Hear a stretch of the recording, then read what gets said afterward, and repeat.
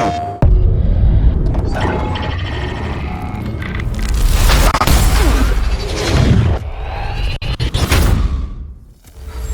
and welcome to a special look at Returnal from Housemarque.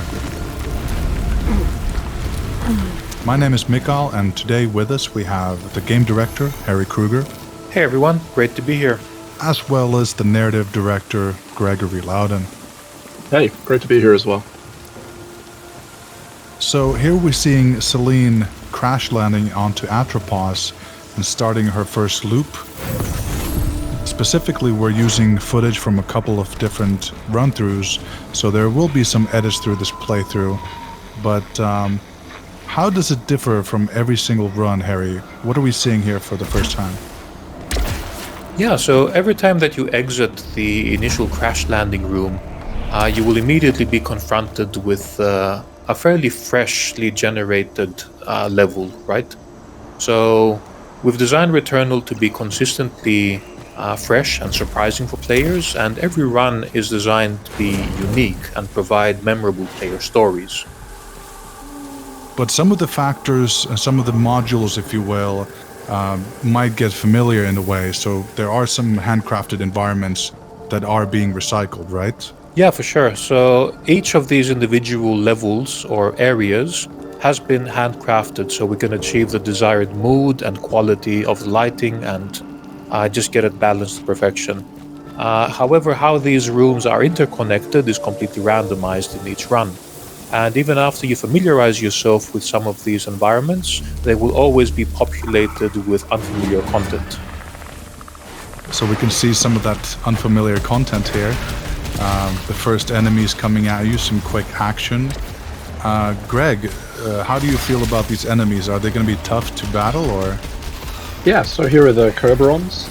They're definitely, if you let them get close, they can take you out, and they also shoot out their own projectiles to give some of that Housemarque bullet hell flair. But yeah, they're tough. I wouldn't stick around too long with them.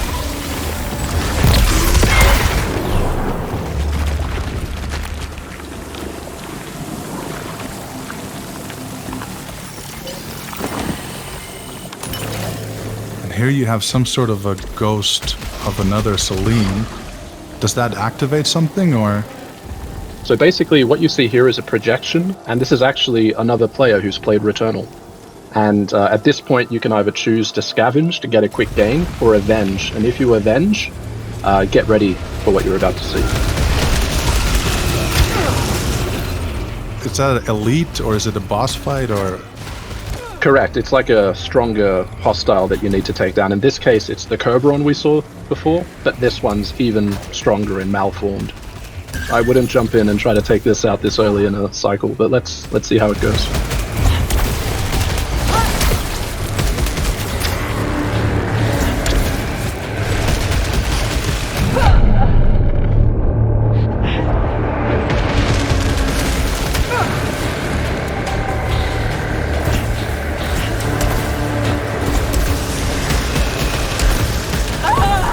Clearly that risk did not pay off. Right on. So Selene died now for the first time. Starting back at the same crash landing hub, but with the same pistol as you had before. There's something looming on the left hand here. Yeah, so this is our mysterious device called Phonos. And what happens here is, as you play the game, you accumulate this permanent currency called ether. This is something that persists across multiple sessions of the game. When you start each run, you are able to deposit this ether into this device and accumulate progression towards unlocking new items. So this is one out of the multiple ways that we are unlocking more content for players the more they play the game. And I saw you picked up some sort of a malignant key here as well. Is that for specific doors? Yeah, so keys are used for both doors and for our treasure chests. The malignant ones do carry a bit of that risk and reward again. In that particular case, it was picked up without triggering any malfunctions. So that was that was a gamble that paid off.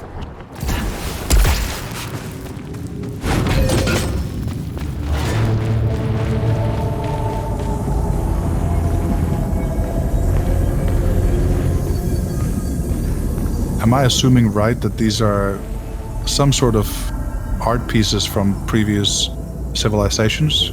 So what you're seeing here are Xeno archives. So these is essentially, in Returnal, we cover the story of Selene, why she comes to Atropos, and what she's trying to achieve. And she's not alone here. There's also been another civilization, and these Xeno archives tell you their story. And these are largely visual storytelling, so it's something that you need to piece together. And I suppose finding a lot of loot from crates is very central to how you play the game. Seems like we have some sort of a malfunction being activated now. Harry, how does this work? Yeah, so now you got a specific malfunction which in this case triggers a corruption of the map system. So you can see there's a lot of artifacts now on the screen, making it hard to discern at a glance where the exits are, which can of course be quite an obstacle in a game that's exploration heavy like Returnal. We do have the menu here, and you do have the weapons that you just discovered, and you can always do a deep dive there to get more narrative backstory. Now I do like the style of the menu, sort of old CRT screen with the visual distortions and everything. For our tech in general, we're inspired by this kind of retro-futuristic aesthetic, so how the future was imagined, 20, 30 years ago. You can see the bottom right-hand corner here as well. The mini-map is being scrambled as well, so that gives you some incentive to get rid of that malfunction. Yeah, and these are completely randomized, by the way. So the malfunction that you will get, and also the condition that will be required to repair that malfunction, are completely randomly chosen. There's hundreds of permutations there as well. What is this? This is like a hidden room? Selene dropped into a treasure room here. This is just one out of many different possibilities for what can happen here. Currently, it seems like we had a choice of a fabricator to pick between two very valuable items. However, sometimes you might get unlucky and you might drop into a hellish encounter with another elite enemy, for instance. So this is, again, one of the many ways we're trying to keep the runs surprising for players. Right, so there's a lot of different types of challenges or surprises you might find in these hidden rooms. Yeah, definitely. We want to keep players on their toes, and we want the game to be surprising you.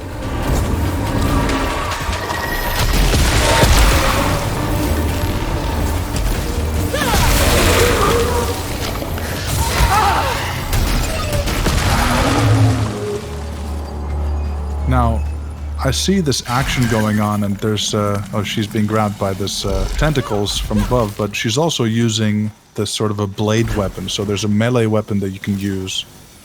I'm guessing that's an unlockable skill with the blade? Correct, yes. So that's one of the many permanent progression abilities that Selene can unlock in the game. It does give you more strategic possibilities in combat, and also grants access to new rewards and new areas that were previously inaccessible. Here we can see the portal to the next biome, but before that we have to find the anathema key.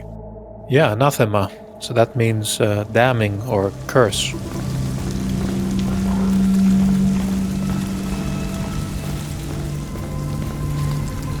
This is the shop area.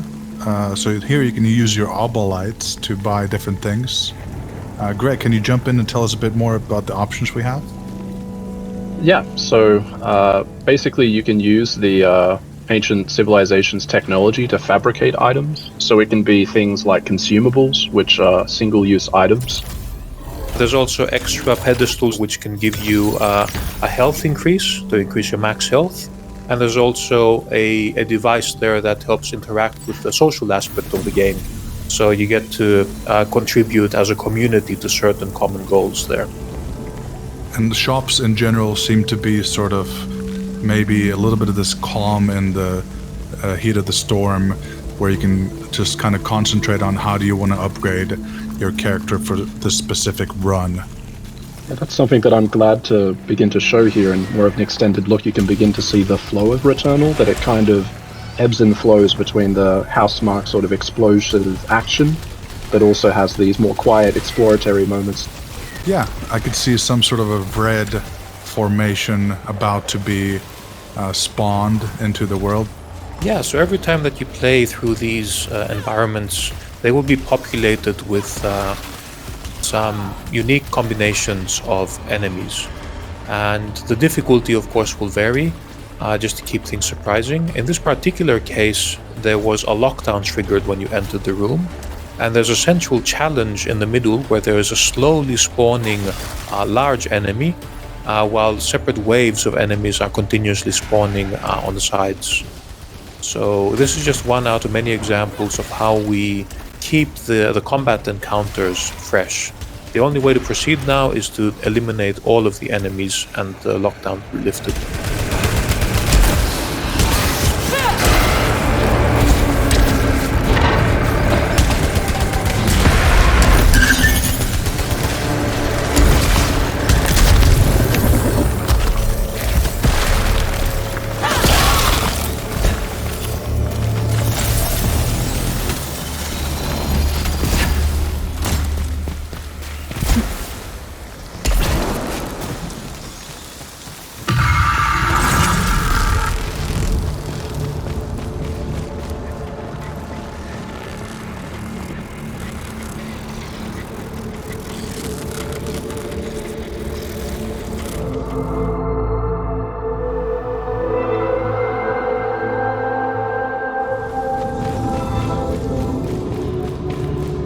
Right now we're collecting an item that seems to be a key of sorts to traverse from one biome to another.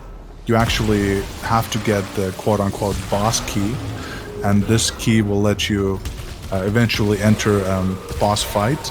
But it seems to be that there are these high-level goals that you encounter, and in this case the Anathema Vault, if I'm pronouncing that correct, is the goal for the first level. Harry, I have to say that the atmosphere you have here is quite epic, with the searchlights and everything coming at you.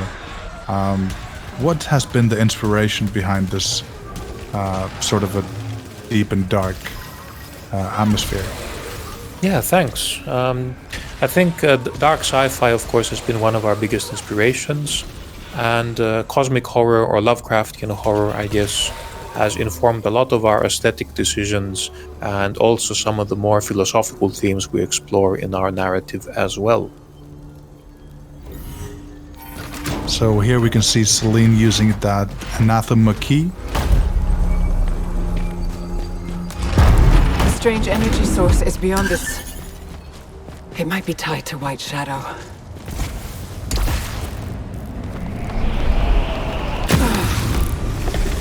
Something scary is forming up. Guessing that's the boss. Harry, can you jump in and tell us a bit more about this encounter? This is called Freaky. So this is just, again, we've been relying quite a bit on Greek mythology for a lot of our narrative themes. And this is just one cosmic manifestation that plays a role in the story, as you will encounter later as well. And our bosses are designed, of course, to be this culmination of epic battle, these really majestic creatures that really give you a lot of bullet hell and spectacle. So really excited about these encounters and looking forward to seeing how players will respond to these as well.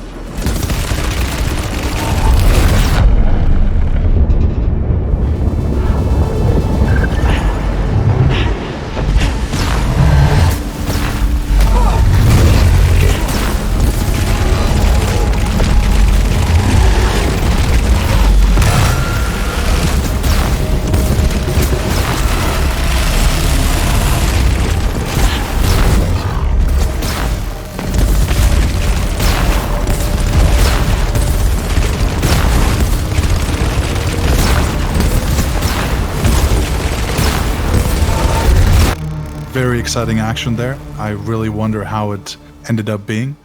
But I suppose we'll make our way to the next biome, the Crimson Wastes. Here we can see Selene going through a portal, and quite quickly the SSD is able to maneuver us over to the other side. Greg, do you want to jump in here and tell us a bit more about this environment? Sure. So, Selene has just arrived in the Crimson Wastes. This features different hostiles, a different story to uncover, and of course there's a different boss to fight as well. You can see here it has a very different visual style, and each biome is intended to provide a different challenge, and also a different feeling.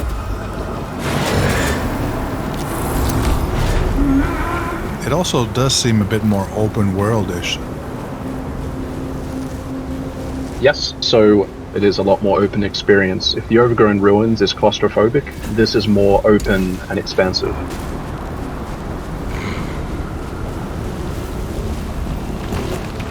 Yeah, so as Greg was saying, I think each biome has been envisioned to have its own unique story, of course, and its own role, and also to be very different from each other. So each biome should provide its own very unique flavor of gameplay and encounters.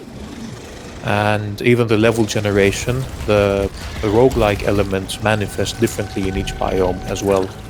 So while the Overgrown Ruins are a bit more maze-like, kind of foresty, here there is clearly a more open kind of approach to constructing our level at the beginning, and there is clearly some ascension journey that the players will always need to traverse to reach the top of the mountain here.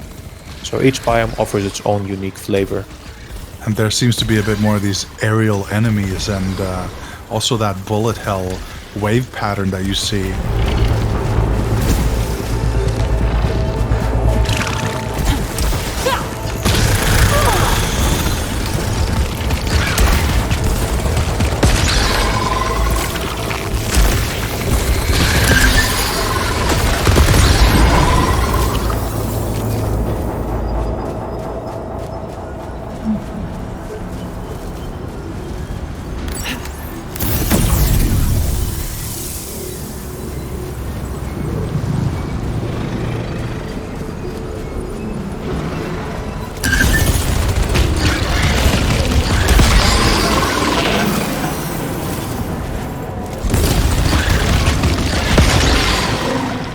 Now I see Selene here taking on some enemies and just wondering if she's having a bit of a tough time. Not saying that everything is going wrong, but just seems a bit more intimidating again. Is she geared up well, or is her level up to par? Yeah, I think it's looking a bit tight. Perhaps here Selene didn't invest that much into increasing the max HP in the Overgrown Ruins. And I think the proficiency level is maybe a couple of levels lower. So it's 5, it's manageable. But normally if you had invested more time to increase this to like 7 or 8, your chances of survival would be a bit higher here. Maybe some more time should have been spent because clearly that run did not pay off. But then again, it's a big part of the game. And, respawning at the beginning actually does give you new story and narrative beats as well. So thankfully we did beat the boss here in Overgrown Ruins, so we can actually make our way back to the Crimson Wastes without beating that boss again. Oh, cool. We encountered the house. Greg, would you like to share a bit of info about this, man? Sure, yeah. So the house is used in Returnal for us to kind of explore Selene as a character more and give you more meaning into the story of Returnal. You actually experience these in first person, which allows us to provide you with a greater sense of intimacy and connection to Selene. But we won't show you that on this playthrough, so you'll have to play it in the game ahead. I just love the way the environment and those little fireflies and the fog interacts. Must say you guys created a pretty immersive environment to be in. And the tentacles, just the tentacles are something so hectic to look at every time you see them. Yeah, those have been really fun to work on. Aside from being a pretty cool showcase of our VFX tech, I think they can also look quite intimidating as well, and they also help with the gameplay communication too. So when an attack is charging up, you can see the tentacles also flailing and charging up the energy too.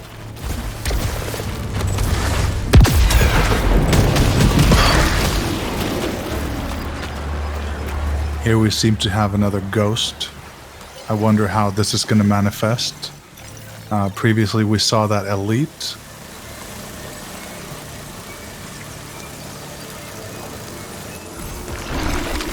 Oh, so this is some sort of a Selene being brought back to life.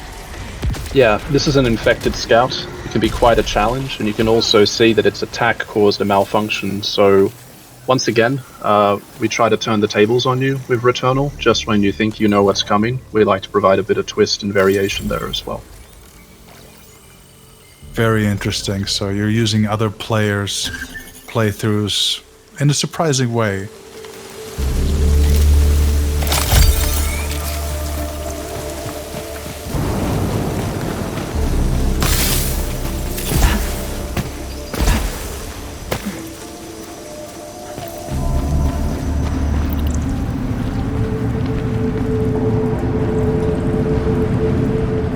So the Crimson Waste portal is now open again because we unlocked it on a previous run. So you can choose directly to go back to that next biome as well.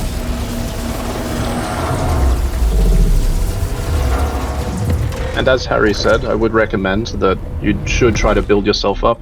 Every new biome you go to increases the challenge and the skill requirements, and also deepens your understanding of the story, but still, it is worth building yourself up in the overgrown ruins and proceeding forward each time you play in, from my perspective. Well, that's why you also have some of these upgrades as you enter the new biome, giving you a little leg up. Here we can see some sort of yellow force shield. I think it's a bit new. Yeah, this is another element in our progression that clearly you don't have the means to overcome it yet. And we'll leave that up for players to discover. Well, coming back to the Crimson Waste here, clearly it's a similar setting, but there's some new things to discover. Like you mentioned, the level does change upon every entry.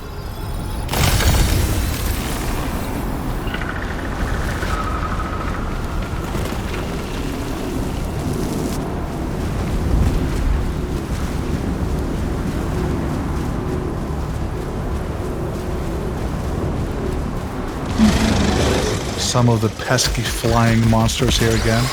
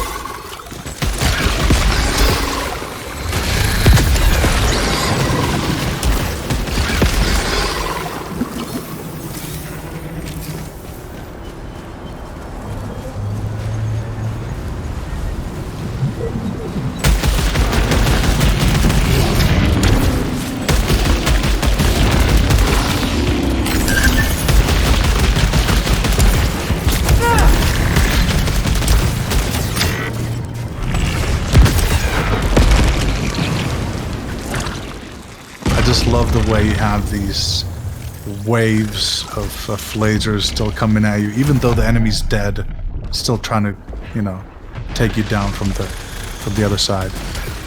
From beyond the grave.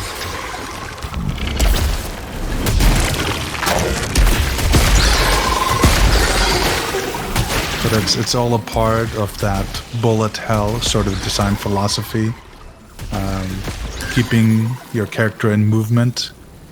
Making sure you maneuver through all the obstacles, never get too hung up on the situation. So here we have some weapons at proficiency level 5. You can see the different weapon options you have available. And there are a couple different weapon stereotypes. Yeah, so we have 10 weapons total. All of these have their own unique archetypes and unique baseline behaviors. However, you can also upgrade these in each session through these unique modifiers we're calling traits. This leads to some really surprising combinations that can completely change the behaviors of the weapons and force you to adapt to entirely new playstyles and strategies.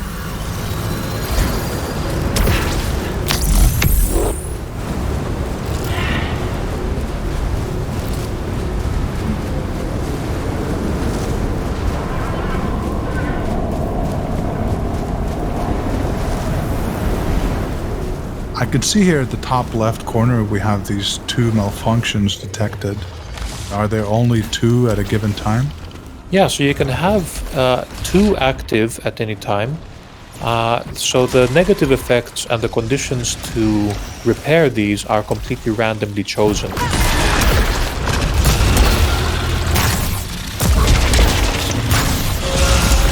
Upon getting a 3rd malfunction, you will get what we call a cascade failure.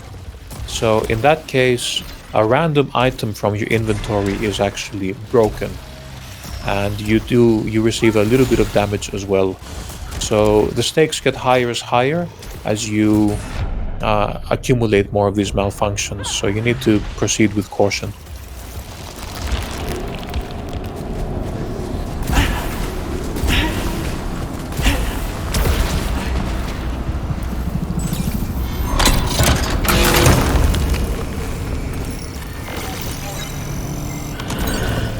Wound Seekers. So clearly an upgrade to a weapon that we got here from that chest. Yeah, that particular upgrade increases your damage to enemies that already have low health, so it's more of a finishing kind of helper in a way for the enemies. But there's many different types of upgrades, and it's impossible to discover everything in any single session.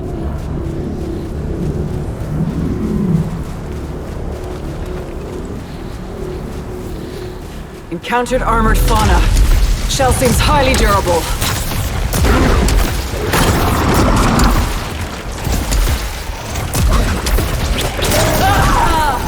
Well, I suppose that enemy was a bit too much for Selene.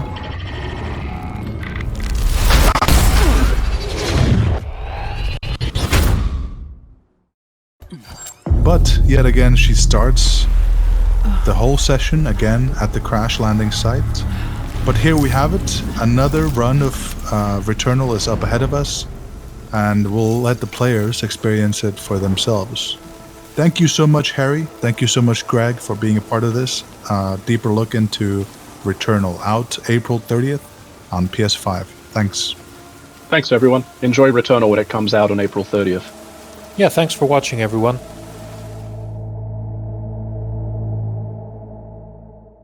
PlayStation